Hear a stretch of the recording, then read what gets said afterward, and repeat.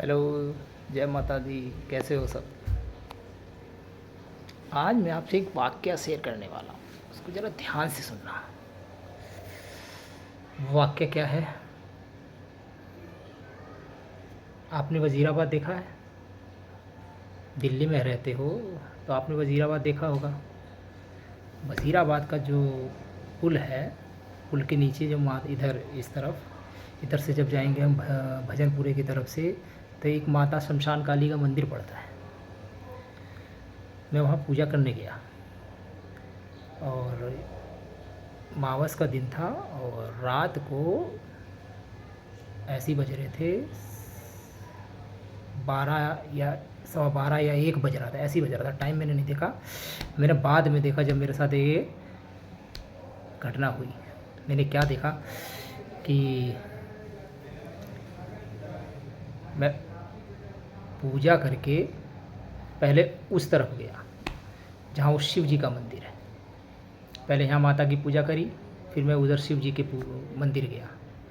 वहाँ से मैंने पूजा करी। जब मैं वहाँ से रिटर्न वापस आने लग गया तो कोई भी ऑटो वाला नहीं था, बहुत ही कम थे और मुझे तो कोई मिला नहीं उस समय। फिर मैंने सोचा कि पैदल चलते हैं, अगर मिलना होगा तो रास्ते में कहीं मिल जाएगा ऑटो, लेकिन कोई मिला ही नहीं। फिर उसके बाद मैं आता रहा। जैसे ही मैं बीच पुल पे पहुंचा तो मैंने क्या देखा, ऐसा मुझे महसूस हुआ जैसे मेरे साथ कोई चल रहा है। फिर मैं घबराया नहीं, मैं चलता रहा।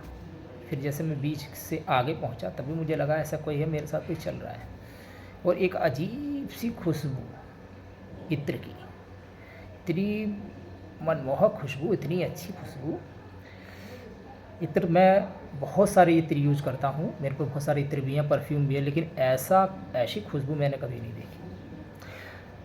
तो मैं जब आगे चलता गया तो मैंने क्या देखा कि जब थोड़ा सा और आगे पहुँचा और माता शमशान काली का थोड़ा सा मंदिर और पास में आने वाला था, तो मैंने क्या देखा, एक आदमी मेरे बराबर में वाइट कलर का कपड़ा पहन के साथ साथ चल रहा है।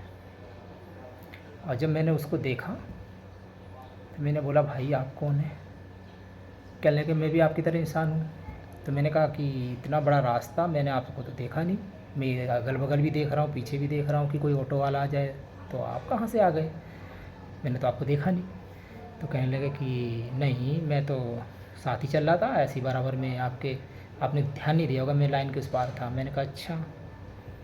तो मैंने कहा ठीक है, आपको कहाँ जाना है? तो कहने लगे, मुझे बस ज़्यादा दूर नहीं जाना, यहीं शमशान काली के मंदिर के आगे जो कट है वहीं तक जाना है, लेफ़्ट में आगे तक जो भी है, ये सोनिया विहार का पुस्तक जो पड़ता है इधर। अब मुझसे पूछा आपको कहाँ जाना है? उसकी आवाज़ ऐसी लग रही थी जैसे कि इंसान की नहीं, और मतलब अजीब सी आवाज़ थी उसकी, मोटी भारी मगर अच्छी थी। तो मैंने बोला कि फिर चलो, फिर कहने लगे चलो साथ रहेगा हमारा। आपको कहाँ जाना? मैंने कहा मुझे तो खजूरी से आगे अपने घर जाना है, सिब्बियार। कहने लगे अच्छा। तो फिर वो मुझसे बातें करने लगे, आप यहाँ क्या करने आए थे? मैं बताने लगे मैं पूजा करने आया, फिर मैंने यहाँ पूजा करी, फिर मैं वहाँ चला गया, फिर वहाँ से वापस आ रहा हूँ। तो कहने लगे आप अकेले हो? मैंने कहा हाँ अकेला हूँ। आपको डर नहीं लगता? मैंने कहा डर किस चीज़ का है, और कोई था नहीं, और मैं कहीं से आया, मैंने कहा पूजा करके घर निकल चलूँगा, लेकिन रात हो गई। और वैसे ही अमावस के दिन तो रात में पूजा होती रहती है माता काली की और भोलेनाथ की, सबकी। तो कहने लगे कि चलो ठीक है फिर। तो मैंने बोला कि आपको नहीं लगता डर? कहने लगे जब डर की क्या बात है, आप भी इंसान हो, मैं भी इंसान हूँ। उसके बाद ये सब बातें हम कर रहे थे तो मैंने देखा कि, मैंने कहा आपने परफ्यूम कौन सा लगा रखा है, इतनी खुशबू आ रही है? तो उन्होंने बोला कि आपको पसंद है? मैंने कहा हाँ पसंद तो है। कहने लगे कि आपको चाहिए? मैंने कहा कि इस समय है आपके पास? कहने लगे मेरे पास इस समय तो नहीं है, लेकिन मैं आपको ला के यहाँ दे दूँगा बाद में, आप फिर आ जाना किसी दिन। मैंने कहा कब? कहने लगे इसी समय आ जाना, जैसे जब आते हो। मैंने इसी समय मिलोगे मुझे यहाँ?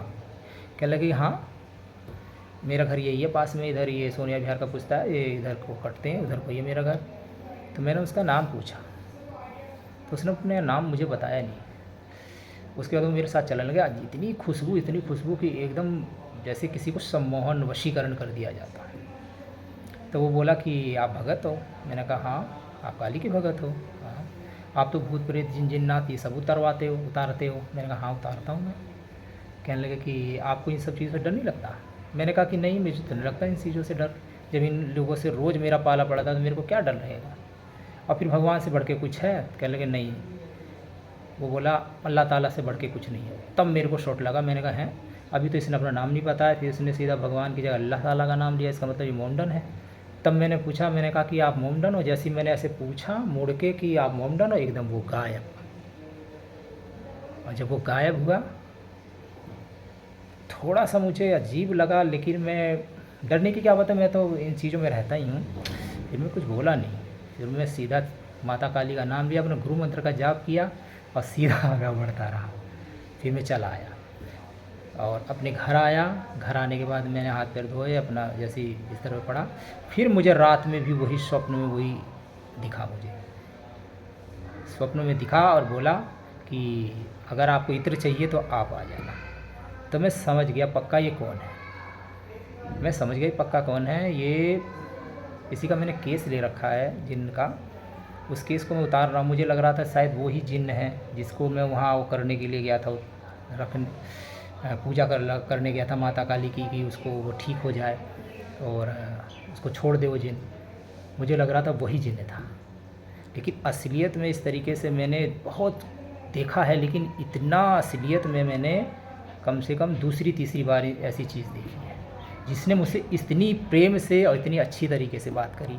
तो मैं कहता हूँ जिन जिन्नात ये लोगों को परेशान क्यों करते हैं, जब इनकी वाणी इनकी भाषा इतनी अच्छी होती है, लेकिन ये धोखेबाज भी होते हैं, अच्छे भी होते हैं, धोखेबाज भी होते हैं। इन पे ट्रस्ट भी कर सकते हैं और नहीं भी कर सकते हो। बाकायदा आप पे गुरु मंत्र की पावर होनी चाहिए, काली माता की शक्ति, भोलेनाथ की शक्ति होनी चाहिए, तो आप इनको काबू में कर सकते हो, आप इनसे बात कर सकते हो। अन्यथा इनसे दूरी ही बना के रखो तो ज़्यादा अच्छा।